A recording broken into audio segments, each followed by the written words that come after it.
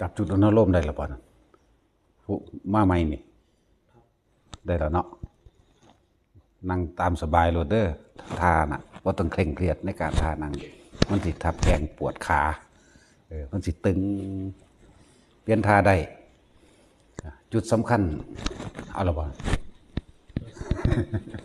จุดสำคัญคือเฮาเอารักษาสติสัพพัญญะ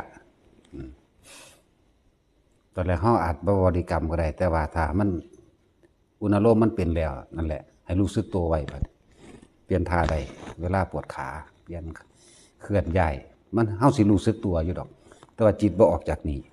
นะบ่ออกไปคิดเรื่องอื่นๆนี่คือส่วนสำคัญที่เฮาเน้นกัน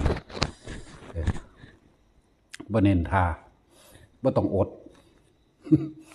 บ่ต้องไปอดมันดอกแต่มันปวดพลิกโลดแต่ว่าพลิกต้องให้มีสติสัมปชัญญะเด้รู้สึกตัวในการเคลื่อน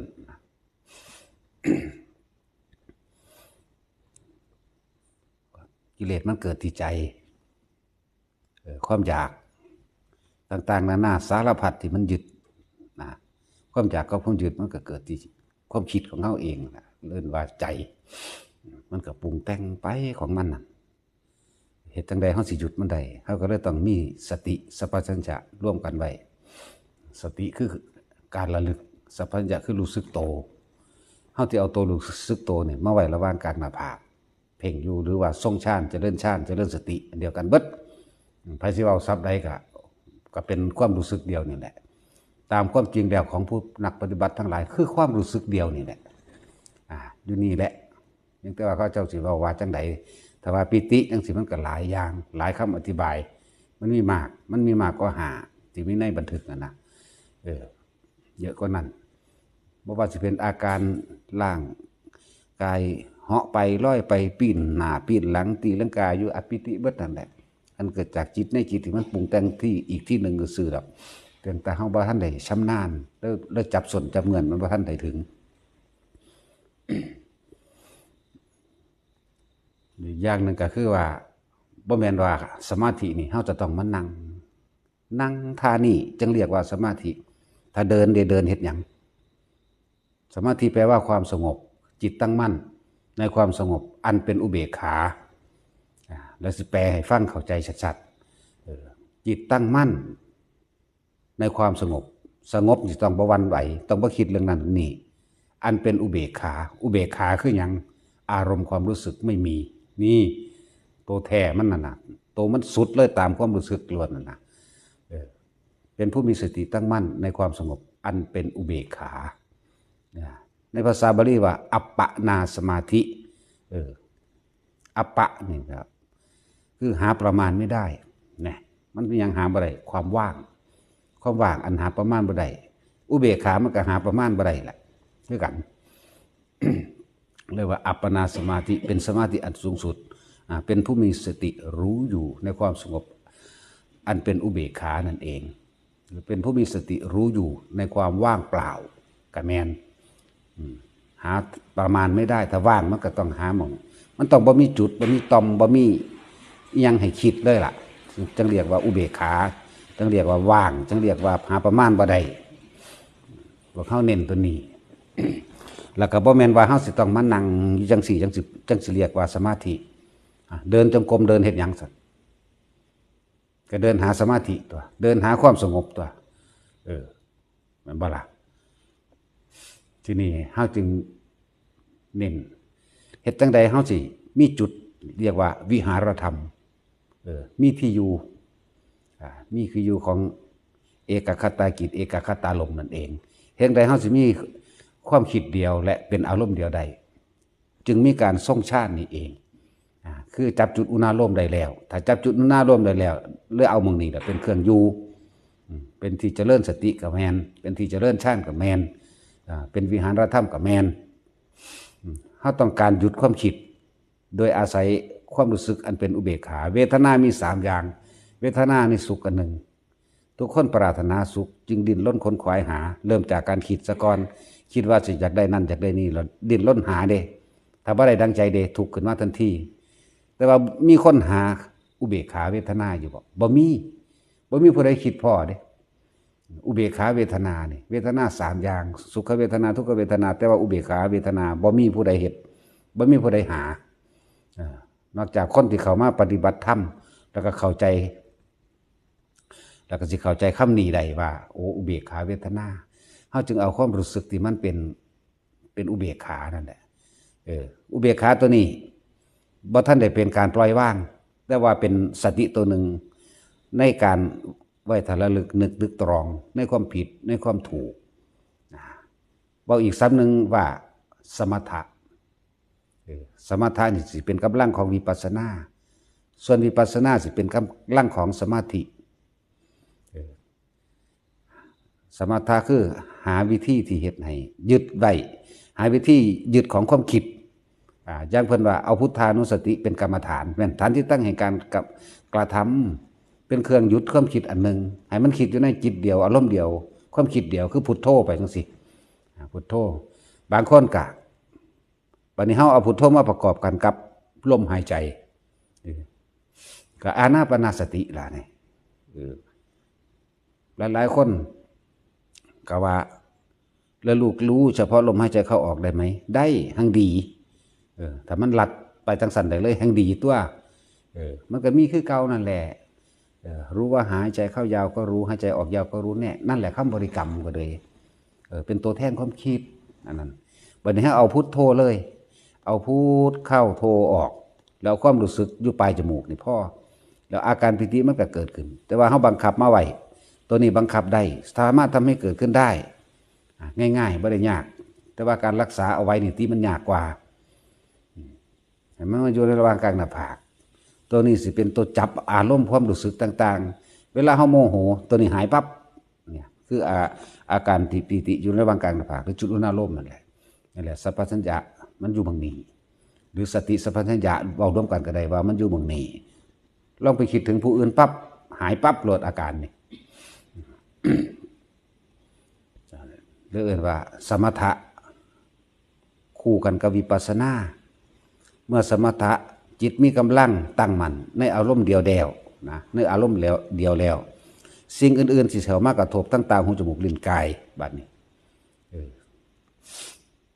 วิปัสสนาสิเป็นผู้พิจารณาดอกอันนี้ผิดอันนี้ถูกอันนี้ควรอันนี้บ่ควร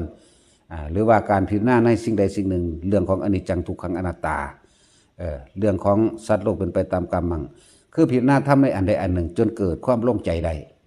โล่งใจคลายหายสงสัยใดเมื่อคลายหายสงสัยใดก็เรียกว่าสมาธิคือจิตตั้งมั่นในความสงบแต่ถ้ามันตั้งมั่นแล้วมันก็สงบแล้วอันเป็นอุเบกขาเอาอย่างว่าคำว่าอุเบกขาเอาอารมณ์นี้มีสองอย่างที่เว้าเข้าใจง่ายพอใจกับไม่พอใจถ้าพอใจพวกนั้นก็เกิดความรู้สึกใดนารู้สึกว่าพอใจเว้ามันสิกระดีกระดามันสิเว้าอวดเว้าอ้างเว้ายกขึ้นมาบอกอัตตาตัวตนขึ้นมานั่นแหละอัตตาตัวตนแท้ๆของคนคือความรู้สึกของคนนั่นแหละสำหรับคนที่โมโหเด้ก็เอาอัตตาตัวตนในความโมโหศูนย์ขึ้นมาก็กล่าวด้วยอัตตวาทุปทานขึ้นมานั่นแหละพูดถึงตัวตนจริงๆของคนคืออัตตวาทุปทานเวลามันแสดงขึ้นมานั่นเองว่าคุยกันเรื่องใดเรื่องหนึ่งเกิดความขัดแย้งขึ้นมาความโมโหบ่พอใจนี่เกิดความรู้สึกขึ้นมาแล้วเราพยายามที่อยากอธิบายแบบนี้อธิบายให้เขาเข้าใจเจ้าของจึงเรียกว่าทิฏฐุปาทานเอาความคิดเห็นเจ้าของที่ยึดมั่นถือมั่นเอาไว้แล้วจากการได้ยินได้ฟังได้รู้ได้เห็นได้เป็นมาก่อนมาเป็นเครื่องยืนยันตัดสินผู้อื่นให้ผู้อื่นยอมรับตัวเองตามความพอใจของตัวเองกามุปาทานนั่นอาศัยอัตตวาทุปาทานนี่ความเป็นตัวตนที่มันแสดงอยู่ในความรู้สึกนี่เองเว้าออกมาเพื่อยังเพื่อให้เขาคล้อยตามตัวเองเพื่อให้เขาเชื่อตัวเองนั่นแหละอัตตาตัวตนหรือความรู้สึกตัวนั้นแสดงว่ามันยังวันไหวอยู่ ยกตัวอย่างง่ายๆถ้าเขาย่องเจ้านี่เก่งเนาะแบบนั้นรู้เนาะแบบนั้นดีใจเด้แล้วก็สิดึงอัตตาตัวตนของตัวของที่เคยได้ยินได้ฟังออกมายกว่ายูหันก็ว่าข่อยก็เป็นผู้พาเฮ็ดเด้ข่อยก็เฮ็ดเด้ข่อยก็นำเด้ศาลายูหันข่อยก็ได้เฮ็ดวัดนั้นข่อยก็ได้เฮ็ดยังข่อยก็ได้สร้างนำเบิดนั่นแหละนี่อัตตาตัวตนในทางดีบ่ถ้ามีอีกผู้นึงมาขวางเฮ้ยสิคุยศูนย์ขึ้นทันทีเลยอัตตาตัวตนในทางเลวสิขึ้นมาทันทีเลย ในทางเร็วเป็นทางใดล่ะก็แสดงนะบ่ฮู้จักหยังจะบอกในหานี่นั่นอัตตาตัวตนจึงเรียกว่าอัตตวัตถุปทานในภาษาบาลีวางสั้นดึงความรู้สึกขึ้นมาเพื่อสิแสดงออกให้ผู้อื่นยอมรับนั่นแหละตามความคิดเห็นของเจ้าของเองหรือทิฏฐุปทานเมื่อทิฏฐุปทานหลักกามุปทานตามความพอใจของตนที่ตัวเองพอใจนั่นเองอัตตวัตถุปทานเนี่ยสิ่งที่เจ้าของมีความรู้สึกน่ะดึงออกมาเลยเป็นนักสันมันคือมีอยู่ซ้ำนี่แหละแต่ว่าใน4อย่างนี่ในอุปทาน4นี่เป็นตัวเดียวกันนั่นแหละเป็นความรู้สึกเดียวกันนี่แหละแต่ว่าเว้าความแยกย่อยหรือความละเอียดที่มันเกิดพร้อมกันเบิดเด้อันนี้บ่แม่นสิเกิดอย่างละอันดอกมันเพิ่มขึ้นมาคือคนศูนย์กับศูนย์เพิ่มขึ้นโลดบาดเดียวโลดจังซั่นฉะนั้นเฮาจึงไปหาวิธีที่สิจับความคิดที่มันสิแล่นไปในการรู้ในการเห็นในการกระทบสัมผัสและรู้สึกทั้งกายทั้งตาทั้งหูจมูกลิ้นก็ว่าไปเฮ็ดจังใดเฮาสิบ่ให้มันเกิดอารมณ์ความรู้สึกในความพอใจและไม่พอใจเฮาจึงมีวิธียึดเรียกยังว่าวิหารธรรมเป็นเครื่องอยู่เลยเอาอุดารมณ์แหละเป็นเครื่องอยู่เอาความรู้สึกตัวนี้มันเป็นของอยู่ที่มันนิ่มๆนวลๆนึบๆอยู่ของมันเองน่ะถ้าเฮาคิดไปทางไม้ปั๊บแสดงว่าออกไปแล้วนั่นเลยบ่เป็นเอกคตาจิตเอกคตารมณ์บ่มีความคิดอยู่ในอารมณ์เดียวความรู้สึกเดียวนั่นเองเป็นความรู้สึกอันเป็นอุเบกขาเด้ตัวนี้ส่วนวิปัสสนาจะเป็นตัวพิจารณาหาเหตุหาผลหานั่นสรุปส่วนคำว่าสมาธินี่คือตัวกรองมันแล้วว่าเราน่ะยังตั้งมั่นในความสงบอันเป็นอุเบกขาบ่ตั้งมั่นในความสงบก็มันก็ต้องบ่คิดติบ่ว่าคนสิหายบ่ว่าคนสิด่าคนเว้าพื้นบ่ว่าคนสิย่องก็ตามความรู้สึกในความพอใจหรือบ่พอใจบ่มีแต่รู้กับรู้ได้บัดรู้เฉยๆฉะนั้นการละกิเลสจริงๆแล้วคือการรู้เฉยๆหรือเป็นผู้ดูเฉยๆดูเฉยๆเด้เป็นนั่นคือว่าดูเฉยๆเพราะมันบ่มีความคิดเข้าไปเพื่ออยากให้เป็นไปได้ดังใจพอใจกับบ่แมนบ่พอใจกับบ่แมนมันรู้อยู่จังสั่นแหละเรื่องว่ารู้เฉยๆหรือว่าเราเป็นผู้ดูเห็นบัดนี้เห็นอันใดผิดอันใดถูกก็เห็นอยู่แต่ว่าบ่มีอารมณ์ในความอยากให้เป็นไปได้ดังใจนั่นเองเรียกว่าเห็นซื่อๆนั่นแหละเฮาว่าเขาไปปรุงแต่งให้มันเกิดความอยากเป็นไปตามใจที่เจ้าของอยากให้เป็นมันก็จบอยู่บางนี้นึงอันใดมากระทบปั๊บมันก็รู้อันใดมากระทบปั๊บมันก็เห็นนะรู้เห็นอยู่พอสำนี้แหละบ่มีอารมณ์ความรู้สึกก็เป็นพระอรหันต์เท่านั้นแหละบ่ได้เป็นยากหรอกเป็นคนเลวก็เป็นน้ำใจนี่ไหมเป็นน้ำความอยากได้ดังใจนี่ไหมเป็นคนโมโหก็เกิดขึ้นในความรู้สึกว่ากูศูนย์กูจะเอาชนะนี่ไหมเป็นคนดีก็อยากคิดดีมุ่งดีไปก็เกิดใจนี่ได้ล่ะความคิดนั่นแหละใจก็เลยความคิดนั่นแหละแล้วเอาความรู้สึกมาวัดกันแบบนี้ผู้ศิละกับละความคิดคือเก่าหั่นแหละละอะไรมันเห็นอยู่แต่ว่ามันบ่ปรุงแต่งไปให้มันได้ตามใจคนด่าผู้ใดก็หูจักดอกก็หูอยู่ได้ว่าเขาด่าอีหมูหมากาไก่แนวใดก็ตามคนย่องก็หูอยู่แต่ว่าเฮาบ่คิดตามเลยนี่เรื่องมาหยุดคิดมันบ่ปรุงแต่งแล้วอารมณ์ก็บ่เกิดทันตัวเอาคือคนขี้ยานคือตาสินนี่ถ้าว่าสิไปหั่นมันสิคิดไว้แล้วเด้อยู่กกไม้นั่นมีผีนั่นมันคิดแล้วก็เกิดความรู้สึกย่านได้บัดนี้นั่นเห็นบ่ล่ะเพราะท่านได้ไปอยู่ความคิดไปก่อนแล้วความรู้สึกเกิดล่ะนั่นแหละคนย่าน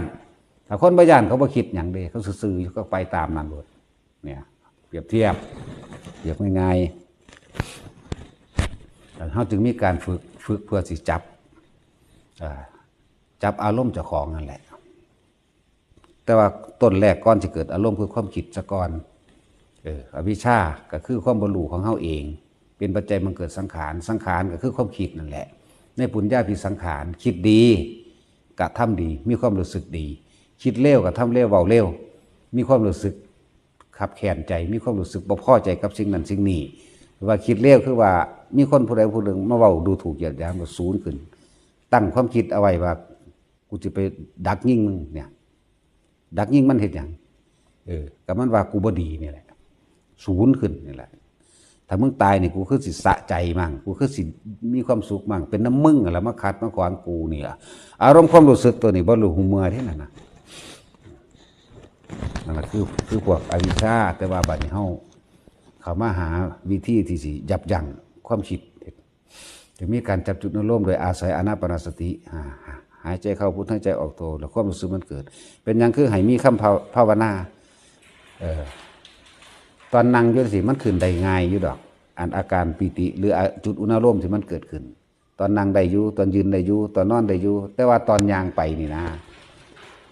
ตอนย่างเกิดขึ้นหรือยังผู้ใดคล่องหรือยังเวลาเฮาย่างไปฝุ่นย่างไปพี่มีผู้ใดจับจุดอุณหภูมิย่างไปได้บ่นี่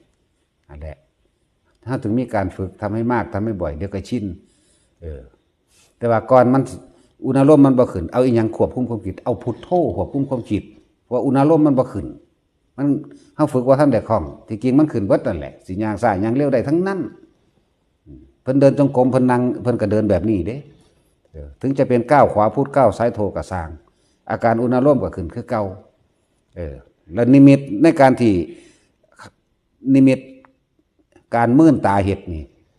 เป็นตาเสือเป็นตาตกใจยิ่งกว่าการรับตาเห็นซ้ำพวกรับตาเห็นนั่นน่ะโอ้ยมันบ่ต่างจากฝันพวกมีนิมิตนั่นเห็นนั่นเห็นนี่แสงสว่างมามั่งเทวดาอินพรหมมามั่งนั่นอันนี้มามั่งนะอันนี้เฮาละตั้งนานแล้วในจังสันกูรู้ท่านมึงแล้วเนี่ยบาดนี้มาส่งอารมณ์เป็นกุศลตัวนี้ส่งฌานตัวนี้เข้าไปนะเห็นตาเนื้อหูดิบๆนี่นะมันเป็นตาเสือกว่าอะไรเฮากะพยายามบ่คิดออกโดยเอาพุทโธมากันไว้เลยว่าให้มันคิดอยู่ในพุทโธมันก็เลยกลายเป็นเห็นซื่อๆได้บัดเห็นบ่ต้องคิดได้บัดมันก็รู้อยู่ได้ล่ะว่าอันนั้นยางออกมาจากกกใหม่ว่าอันเขาก็แต่งสุดเหลื่อมๆของเขามาเนาะเนี่ยก็เห็นผีเด๋เปรตเด๋ก็เห็นนั่นแต่ว่าเขาบ่คิดออกไปก็ฮู้อยู่ได้ว่าเป็นเปรตเนี่ยมันก็ฮู้อยู่สัญญามันมีอยู่ว่าอันนั้นคือเปรตอันนั้นคือเทวดาอันนั้นคือคนอันนั้นคือหมาอันนั้นเป็นแบบนั้นแบบนี้แต่ว่าเขาบ่ปรุงแต่งต่อมันก็หยุดทั้งตัวเขาต้องการตัวนี้ต้องการที่บ่ให้เกิดอารมณ์นั่นเอง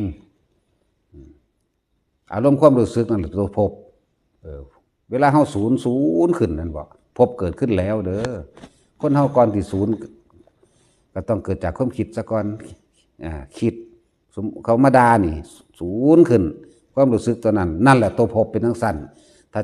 ถ้าตายใจขาดในขณะที่อารมณ์ข้างกับอารมณ์นั่นความรู้สึกนั่น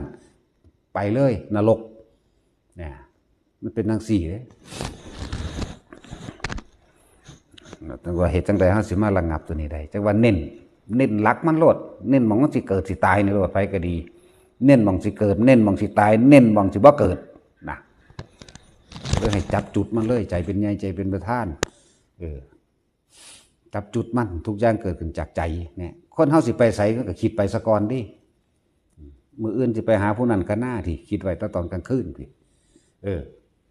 คิดไว้มื้ออื่นสิไปหาผู้นั้นไปเบิ่งงานบางหันบางนี้ก็น่าเนี่ยนะก็คิด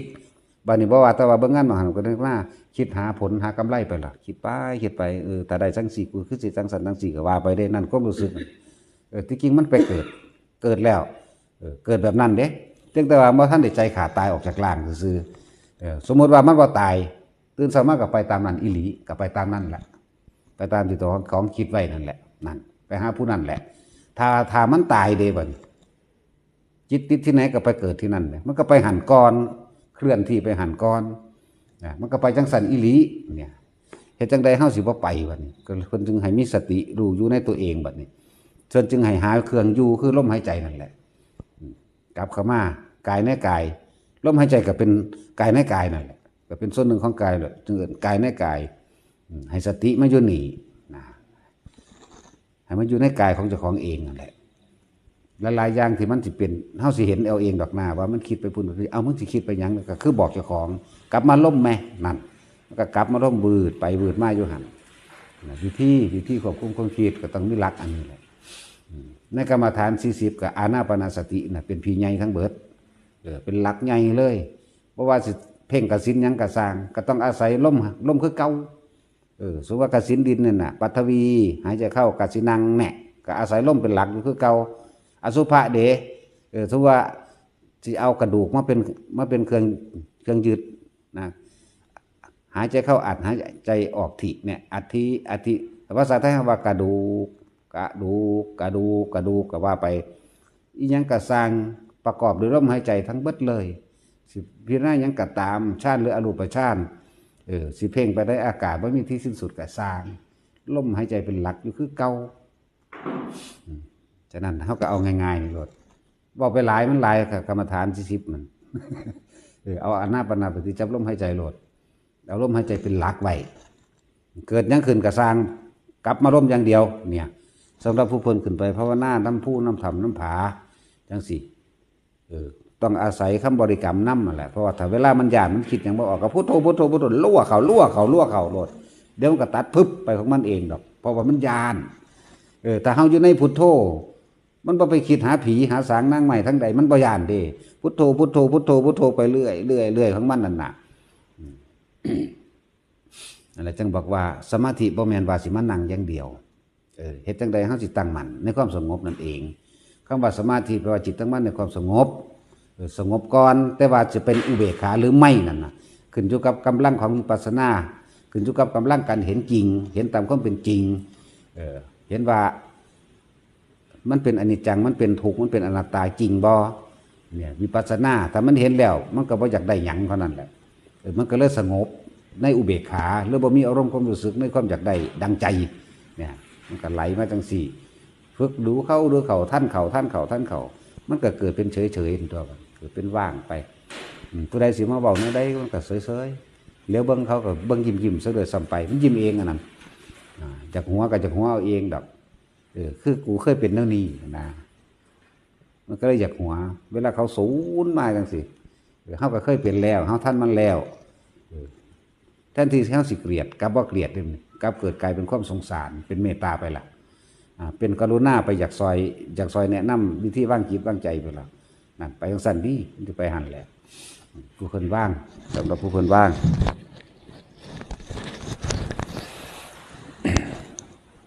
เขาจึงเน้นเหลือเกินเน้นการทรงฌานบ่แม่นว่าเขาสิมานั่งสมาธิเอาท่าเดียวนั่งอยู่แค่เวลาเดียวสิมันรู้บ่เติดเป็นหยังคือบ่เฮ็ดไว้ตลอดมื้อบัดนี้เพราะว่ามันเฮ็ดเกิดขึ้นง่ายๆแต่ผู้เฮ็ดเป็นแล้วแม่นย่างไปก็สร้างนี่ถ้ามันบ่เกิดแค่หยุดเหลือบตาดูไปจมูกหายใจเข้าพุทโธแค่นั้นถ้ามันเกิดขึ้นแล้วหัดย่างไปย่างมาบัดนี้ย่างไปรักษาประคองสติตัวนี้ไว้นี่ความรู้สึกตัวเอาไว้นี่ไปถ้ามันหายไปหยุดซะก่อนหายใจเข้าปุ๊บเกิดปั๊บไปอีกนี่คือการฝึกหยุดบ่ให้มันคิดไปเรื่องนั้นเรื่องนี้ให้เกิดความโมโหครับโมโหนั่นแหละจึงบอกว่าคำว่าสมาธิบ่แม่นมานั่งอยู่จังสี่นี่เป็นส่วนหนึ่งเพื่อทำให้เกิดสมาธิเพื่อให้เกิดความตั้งมั่นในความสงบเพื่อให้ถึงที่สุดแห่งความเป็นอุเบกขานี่ก็เป็นส่วนหนึ่งเดินโยกก็เป็นส่วนหนึ่งอ่านหนังสือธรรมะก็เป็นส่วนหนึ่งฟังธรรมะก็เป็นส่วนหนึ่งสาธยายธรรมก็เป็นส่วนหนึ่งแสดงธรรมก็เป็นส่วนหนึ่งเพื่อให้สมาธิคือจิตตั้งมั่นในความสงบเพื่อให้เขาถึงที่สุดของมันคืออุเบกขานี่คือบ่มีอารมณ์เด้อบ่มีอารมณ์ความรู้สึกในความพอใจหรือว่าพอใจกับสร้างนี่ตะลู่ซื่อนั่นแหละมันจะยั่งแต่ความรู้สึกทั้งกายเท่านั้นเจ็บห้อนหนาวหิวป่วยไข้ตายเน่าเผาทิ้งคือกันเบิดโดยกายนี่แต่ว่าใจบ่คือเท่านั้นแหละเนี่ยใจบ่คือแต่มันเข้าสู่อุเบกขาได้แล้วสบายก็เป็นแค่คำเว้าเป็นขนาดนั้นแต่ว่าแต่ละคนกินข้าวอยู่ก็สามารถทรงฌานได้แน่จับจิตอารมณ์ถึงความสงบได้ในอารมณ์เดียวได้กินข้าวก็เฮ็ดได้ย่างไปปัดกวาดถูบ้านก็เฮ็ดได้ย่างไปตามทงตามทาตามให้ตามหน้าก็เฮ็ดได้เนี่ยบ่แม่นว่าสิมาเอาบาทเดียวแต่อยู่ในวัดบาทเดียวที่มันเฮาต้องสั่งสมเพื่อให้เกิดพลังจิตเพื่อให้เกิดพลังแห่งสมาธินั่นแหละพลังแห่งความสงบนั่นแหละคำว่าสมาธิก็เลยมันสะสมพุทโธไว้เรื่อยเป็นนั่นแหละจึงบอกไว้ทุกคนพุทโธไว้เด้อขับรถไปนี่มันจับลมหายใจบ่ได้ นั่นบ่ล่ะเฮากับพุทโธพุทโธพุทโธไปเลี้ยวพุ่นเลี้ยวพี่พุทโธพุทโธไปเนี่ยก็ป้องกันความคิดบ่คิดออกนั่นแหละเมื่อมันบ่คิดออกแล้วมันก็สังสมกำลังของมันเองนั่นแหละเพราะว่ามันบ่ไปเอาเรื่องนั้นมาคิดเอาเรื่องนี้มาคิดมันก็เลยแน่นเข้าของมันเองส่วนมากพวกนี้พวกเฮาฝึกได้อยู่แล้วเนี่ยเวลาขับรถก็จับอุณหภูมิอ่อนๆนั่นแหละจับอุณหภูมิอ่อนๆไปพร้อมกับคำบริกรรมพุทโธพุทโธไปเลี้ยวพุ่นเลี้ยวพี่ไปบ่ว่าตั้งแต่ว่าสิมานั่งเอาอย่างเดียวเด้อให้เข้าใจความหมายของคำว่าสมาธิให้ดีการนั่งเป็นส่วนหนึ่งของการทำให้เกิดความสงบคือจิตตั้งมั่นเพื่อจะให้ถึงอุเบกขานั่นเองว่างจิตว่างอารมณ์ว่างความรู้สึกในความพอใจและไม่พอใจกิเลสทั้งเบิดละลงมาไหลลงมาร่วมกันแล้วอยู่ตัวนี้ราคะละความยินดีพอใจตัวเดียววันนี้บ่เข้าใจอีกเพิ่นก็ซ่อนลงมาอีกก็คือว่าอาสวะอารมณ์ความรู้สึกนั่นเองอาสวะขยะอารมณ์อันคล้องอยู่เกี่ยวอยู่ถ้าคล้องอยู่เกี่ยวอยู่มันก็มีความรู้สึกพอใจมั่งกับไม่พอใจมั่งอยู่เท่านี้ตัวจึงพยายามเอาภาษาที่มันเป็นที่คนเข้าใจง่ายก็คือเอาความรู้สึกที่มันเป็นมาโหลดเว้ากันโหลดละอาสวะนะอาสวะขยะยานนะผู้บ่ได้เรียนผู้ได้ฟังผู้บ่ได้คุ้นชินในคำแปลมันจะไปรู้บ่อาสวะมันยังน้อบัดนี้น้อนะอานาปานสตินะจังสิก็บ่รู้อีกแล้วกายเวทนาจิตธรรมผุ่นมันยังบุกจังไว้ทุกคนพยายามทำความเข้าใจส่วนนี้กับตัวเองให้ดีคือเฮาต้องศึกษาความคิดของตัวเองว่าเฮาคิดถูกหรือคิดผิดคิดถูกหรือคิดผิดที่ว่าในเรื่องว่ามันแม่นความเพิ่นหรือบ่แม่นความเพิ่นเฮาจึงไปทดลองด้วยตัวเองตราบใดที่เฮาคิดพุทโธพุทโธพุทโธอยู่นี่แน่ความรู้สึกยังสิเกิดขึ้นได้ก็มันอยู่ในพุทโธจึงบอกว่าพุทโธบ่หักไผบ่สร้างไผดอกก็เลยเป็นเอกคตาจิตถ้าเกิดความอิ่มเอมปลื้มขึ้นมาเด้เอกคตาลมนั่นแหละเป็นเอกคตาลมเอกคตาจิตเอกคตาลมบัดนี้จิตตั้งมั่นอยู่ในอารมณ์เดียวมันยังเป็นเวทนาอยู่ดอกแต่ว่าเป็นอุเบกขาเวทนาถ้าอย่างอื่นมากระทบเด้บัดนี้เอาง่ายๆคือคนด่านั่นแหละกระทบเขาด่าเพียงพางมาแต่คนมันตั้งมั่นจริงๆในความสงบจริงๆมันก็บ่ทกบ่เถียงมันบ่ทบบ่เถียงแล้วเบิ่งอารมณ์ความรู้สึกของเจ้าของมันมีความพอใจอยู่บ่หรือบ่พอใจจังซี่ถ้ามันว่างบ่มีอารมณ์ความรู้สึกใดๆเกิดขึ้นในความพอใจก็ไม่มีไม่พอใจก็ไม่มีนี่นั่นน่ะมันก็เป็นถึงที่สุดแห่งของคำว่าสมาธิมันก็ดับภพดับชาติได้ตัวภพทั้งหลายสิเริ่มก่อการเกิดคือการคิดคิดก็คิดใน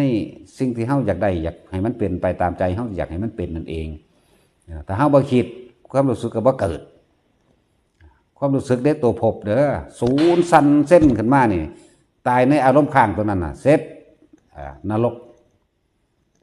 คือเฮาคิดฮอดหน้าเฮาแล้วเกิดห่วงหน้าได้นั่นคิดถึงหน้าแล้วสมมุติว่าคิดถึงเลือกสวนไรหน้าของตัวเองคิดมืออื่นกูสิไปปรับตัวนั้นปรับตัวนี้คือสิดีเนาะเอารถไปปรับหันก็หน้าปรับนี่ก็หน้าคิดไปเกิดความภูมิใจในสมบัติเจ้าของตายในอารมณ์ข้างตอนนั้นดีไปใส่ละก็เดรัจฉานก็ขักแล้วนั่นแหละใจมันว่าท่านขาดซื้อได้เนี่ยวิธีแห่งการเกิดก็คือความคิดทั้งหลายนี่แหละ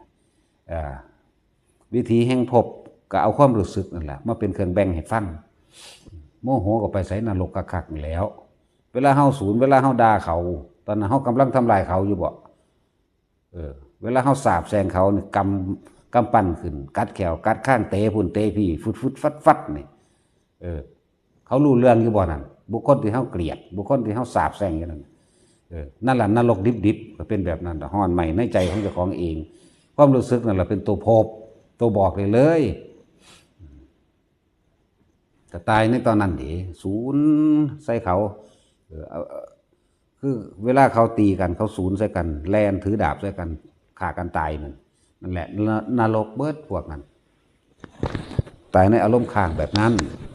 ในความโกรธในความบ่พอใจแต่ว่านรกคนตายดีเป็นใดพันแต่ว่าตายดีมื้ออื่นเสียวหยังมาใส่บาตรน้อคิดหาโอ้ยเอาขนมนี่เอาอันนี้เอาอันนี้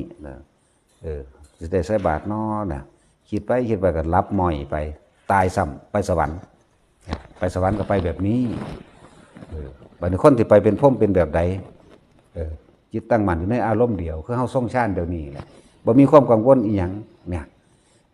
บ่มีความกังวลอีหยังตัดรับเข้าสู่ฌานปุ๊บเสือกตายซ้ำไปเป็นพรหมเลยง่ายๆนี่บอกวิธีการเกิดง่ายๆระหว่างเทวดากับพรหมเป็นแบบนี้นรกเปรตอสุรกายก็บอกง่ายๆคือกัน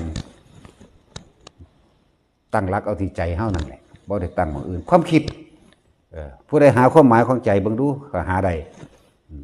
แล้วก็ลองเฮ็ดปฏิบัติด้วยตนเองใจเพิ่นว่าใจคือหยังนอนแต่ว่ามันเป็นจังไดมันสิคั่นอธิบายหลายอย่างคิดฮอดบ้านเห็นบ้านปั๊บอันนั้นแหละใจก็แม่นจิตก็แม่นอยู่ในหั่นแหละคิดฮอดบ้านเห็นบ้านปั๊บอันนั้นแหละมันมีรูปร่างหรือตัวตนหรือมีหรือบ่มีละบาดนี้ติดที่ไหนก็ไปเกิดที่นั่นไปอยู่บังหันคิดถึงทรัพย์สมบัติเงินทองขนาดเอาใส่ตู้ไว้แล้วใส่ไว้ในเสพอย่างดีมันคือทะลุเข้าไปในหาทองอันใดนะอันนั้นแหละจิตเป็นทั้งสั้นมันก็อาศัยสิ่งอื่นเป็นเครื่องอยู่ อาศัยสิ่งที่ตัวเองปรารถนาอยู่อาศัยสิ่งที่ตัวเองหวงอยู่นั่นเองเงินทองที่เอาใส่ไว้ในตู้เสพอันใดมันก็สามารถเห็นได้ก็เจ้าของเป็นผู้เอาไปใส่ก็มันจำได้อยู่คือเก่ามันอยู่หันบ่หาถ้าไปเปิดตู้ได้ล่ะตายแล้วถือว่าไปตายในลักษณะคิดไปถึงเงินถึงทองเป็นห่วงมันเนาะอย่างคนเป็นหลักเด้ไปใส่ล่ะเปรตเด้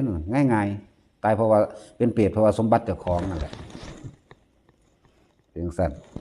ฉะนั้นเฮาจึงหาวิธีที่ยับยั้งพบบ่ให้มันเกิดอย่างน้อยๆเฮาเป็นผู้มีสติอยู่ในอารมณ์มันเป็นอุเบกขาหรือทรงฌานพบมันก็บ่ได้เพิ่มขึ้นเนี่ยมันนิ่งอยู่ของมันซะก่อนนี่ตั้งแต่กี้ตะบ่ได้มายินฟังธรรมมาอีหยังนี่ตั้งแต่ตื่นขึ้นเช้าทดเท่านอนหลับเด้อ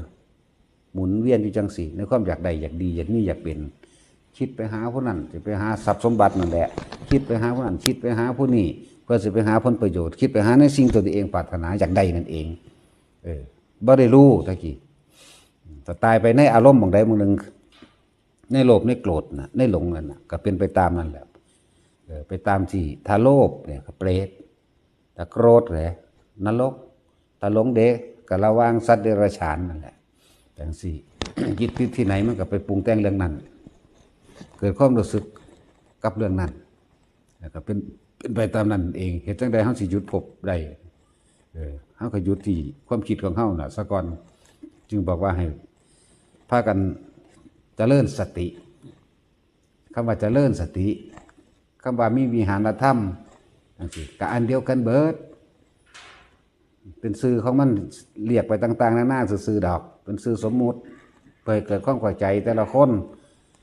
ผู้นี้เว้าจังซี่อาจจะเข้าใจผู้นึงคันบ่เข้าใจก็เว้าจังซี่จังเข้าใจก็ความรู้สึกเดียวนั่นแหละเวลามันโมโหมานั่นความรู้สึกเดียวกันเบิดเด้ผู้นี้ถึกด่าว่าจังซี่ผู้นี้ถึกด่าแม่ศูนย์ขึ้นมาแม่นบ่ผู้นี้ถึกด่าพ่อกับศูนย์อันเดียวกันเด้ล่ะผู้นี้ถึกด่าตระกูลความรู้สึกกับศูนย์อันเดียวกันเด้โมโหอันเดียวกันเด้ล่ะแน่นึกแต่ทรัพย์ที่ว่าถือกระทบมาน่ะมันสิเป็นแนวใดนั่นจึงบอกให้ทุกคนพยายามละอารมณ์ให้มันได้นั่นละเลยทีเดียวบ่ได้ก็ต้องคมให้มันได้มือหนึ่งเป็นล้านศาสตร์มือหนึ่งนี่บัดนี้เฮามีวิธีความเอิ้นว่าวิหารธรรมเป็นเครื่องอยู่เป็นเครื่องข่มฌานนี่เป็นเครื่องข่มความคิดว่าให้มันไปมื้ออื่นให้มันอยู่ในอันมองเดียวเลยเหลือ100มั่งเหลือ1,000มั่งที่มันเป็นล้านๆนี่อย่าคิดได้ว่าบ่ถึงว่าล้านหมุนไปกับเรื่องนั้นเรื่องนี้อยู่เรื่อยบ่รู้สึกโตเลยเด้แบบไหลไปเลยแบบบ่รู้สึกโตเลยแต่รู้สึกโตยังใครแน่รู้สึกโตจัก1,000 ครั้งก็ยังดีกว่าบ่รู้สึกโตซะเลยมันไหลเป็นแนบเนียนเนื้อเดียวกันบัดนี้เฮาฝึกหัด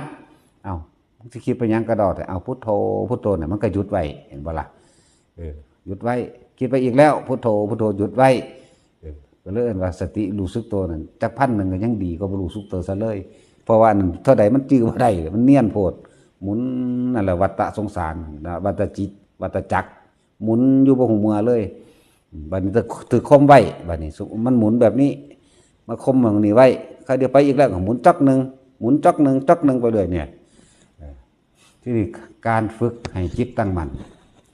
ให้เป็นผู้มีสมาธิจิตตั้งมั่นในความสงบนี่คมไว้บัดนี้ หมุนมาฮอดนี่ได้500ชาติ500ภพหยุดไว้พุทโธพุทโธพุทโธจับจุดอุณหภูมิไว้นี่เขาเดี๋ยวอารมณ์มากระทบบ่อยู่ไว้ไปอึกดึงขึ้นมาหยุดไว้จังซี่จากล้านลงมาเหลือแสนจากแสนลงมาเหลือหมื่นจังซี่จากหมื่นลงมาเหลือพันจากพันลงมาเหลือร้อยจากร้อยลงมาเหลือ10จาก10เริ่มคุ้มเข้มขึ้นจนว่าดับไปได้พุ่นล่ะนั่นแหละหลายๆอย่างนี่บอกร่วมๆดอกบ่หลักการนั่นแต่ว่าประสบการณ์ทุกคนต้องพอทุกคนคิดเอาเองเอาประสบการณ์ของเจ้าของสิผ่านมาเทียบเอาวัน